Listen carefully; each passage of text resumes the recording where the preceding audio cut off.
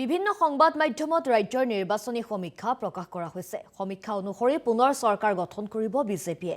নিৰ্বাচনী সমীক্ষাক লৈ বিজেপি প্ৰাৰ্থী ভূপেন ৰায়ৰ প্ৰতিক্ৰিয়া। জনতাই উন্নয়ন বিচাৰে বাবে বিজেপি চৰকাৰ হ'ব। মই জয়ী হ'লে অভয়াপুৰীৰ উন্নতিৰ হকে কাম কৰিম। আৰু এই সন্দৰ্ভত বঙাইগাঁৱৰ ব্যুৰো বিক্ৰম ৰঞ্জন ৰয়ৰ এক প্ৰতিবেদন আছে, সেই প্ৰতিবেদন আগবঢ়াইছো।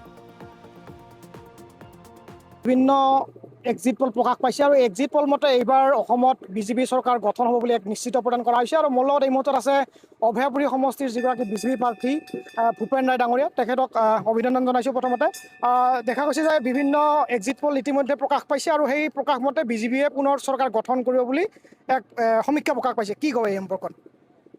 এইটো আপোনালোকে যিটো প্ৰশ্ন কৰিলে, এই কথাখিনি ইতিমধ্যে আপোনালোকৰ চেনেলবিলাকে প্ৰকাশ কৰিছে আৰু অসমৰ জনসাধাৰণে ইতিমধ্যে স্পষ্ট মত পোষণ কৰিছে যে এইবাৰো আমাৰ বিজেপিৰ নেতৃত্বত NDA চৰকাৰ পুনৰ অসমলৈকে আহিব আৰু এই কথাটো স্পষ্ট। আৰু মই তাত ক'বলগীয়া মোৰ বিশেষ নাই। অসমৰ জনসাধাৰণক আমি ধন্যবাদহে জনাইছোঁ যে তেখেতসকলে উচিত সময়ত উচিত কাম কৰিছে আৰু কি কৰিলে আগবাঢ়ি যাব। যিটো দিল্লীত চৰকাৰ আছে, অসমতো যিখন চৰকাৰ বিগত দিনৰ চৰকাৰখনে যথেষ্ট সংখ্যক কাম কাজ কৰিছে, যেনে ৰাস্তা ঘাটকে আদি কৰি মঠ মন্দিৰকে আদি কৰি বিভিন্ন ধৰণৰ কাম কাজ ইত্যাদি সৰু ডাঙৰ সকলো ধৰণৰ কাম সকলো অঞ্চলৰ কাৰণে কৰিছে। সেই গাঁও অঞ্চলেই হওক বা নগৰ অঞ্চলতে হওক সকলো ফালে কাম কৰিছে। গতিকে জনসাধাৰণে পুনৰবাৰ এইখন চৰকাৰকে বিচাৰিছে আৰু আমি আশা কৰিছোঁ যে প্ৰায় 100টা চিট লৈ মিত্ৰজোঁটে পুনৰবাৰ চৰকাৰ গঠন কৰিব। তাৰমানে এটা কথা স্পষ্ট যে অসমৰ জনসাধাৰণে উন্নয়ন বিচাৰে। উন্নয়ন বিচাৰিছে অসমৰ জনসাধাৰণ।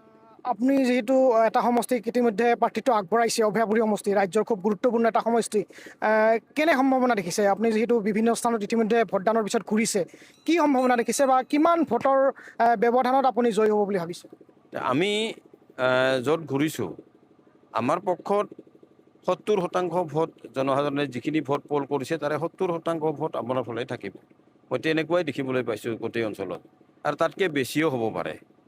কিন্তু দেখা গৈছে যে একাংশ আমি কথা পাতিছিলোঁ একাংশ লোকৰ সৈতে, যি চিপৰাং ৰাজনীতি বুলি কোৱা হৈছে ইতিমধ্যে, চিপৰাং ৰাজনীতিৰ বলি হোৱাৰ এক সম্ভাৱনা কিন্তু আপোনাৰ আছে। এই ক্ষেত্ৰত কি মন্তব্য আগবঢ়াব? মোক একো ক্ষতি কৰিব পৰা মই দেখা নাই কত। যিসকলে চিপৰাং মাৰিছে তেওঁৰ নিজৰ ভৰিতে পৰিছে চিপৰাংটো, কাৰণ তেওঁ এক্সপ'জ হৈছে আৰু যদি কৰিছে তেওঁ এক্সপ'জ হৈছে। কিন্তু জনসাধাৰণ মানে অবিচল, তেওঁলোকে যিটো সিদ্ধান্ত লৈছে সেইমতে কাৰো কথা মতে ভোট মানে আমাৰ NDAৰ পক্ষতে ৰাখিছে। যিটো আপুনি অভয়াপুৰী সমষ্টিক প্ৰতিনিধিত্ব কৰিব যদি জয়ী হয়, অভয়াপুৰী যিটো এখন ৰজাদিনীয়া স্থান, প্ৰথম কাম কি হ'ব আপোনাৰ? প্ৰথম কাম তেনেকুৱা ধৰণৰ মই কোনো সিদ্ধান্ত লোৱা নাই।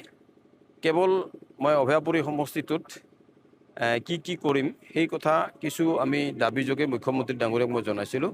বিশেষকৈ অভয়াপুৰী সমষ্টিৰ যি গাঁৱলীয়া ৰাস্তাসমূহ আছে সেইবিলাক ভাল কৰাৰ কথাটোত মই 1 নম্বৰতে গুৰুত্ব প্ৰদান কৰিছোঁ এইবাৰ। দ্বিতীয়তে অভয়াপুৰী নগৰ যিহেতু ৰজাদিনীয়া ঠাই, তাৰ সুনাম ৰক্ষা কৰি ৰাইজে বিচৰা ধৰণৰ, আৰু মই নিৰ্বাচনৰ পিছত বিভিন্ন মানে সৰু সৰু যিবিলাক সংগঠন আছে, যেনে জ্যেষ্ঠ নাগৰিক সন্থা আছে, অভয়াপুৰী উন্নয়ন সমিতি আছে, পেঞ্চনাৰ সন্থা আছে, ছাত্ৰ সন্থা আছে ইত্যাদি কৰি আমাৰ দল আছে, ভাৰতীয় জনতা পাৰ্টি, অসম গণ পৰিষদ, আৰু ব্যক্তি বিশেষ কিছুমান মানুহ আছে সমাজৰ হৈ কাম কৰি থকা, তেখেতসকলক লৈ মই বহিম আৰু তেখেতসকলৰ পৰামৰ্শ মতে মই 5 বছৰীয়া কিছু পৰিকল্পনা যুগুত কৰি ল'ম। ধন্যবাদ জনাইছোঁ আপোনাক। আৰু এয়া আছিল অভয়াপুৰী সমষ্টি বিজেপিৰ প্ৰাৰ্থী ভূপেন ৰায়, আৰু তেওঁ ইতিমধ্যে কিছু কথা উল্লেখ কৰিছে। আৰু তেওঁ যদি নিৰ্বাচনত জয়ী হয়, এই ক্ষেত্ৰত ৰাইজৰ লগত আলোচনাত মিলিত হৈ অভয়াপুৰীৰ যি সমস্যা সেই সমস্যা সমাধানৰ ক্ষেত্ৰত আগভাগ ল'ব।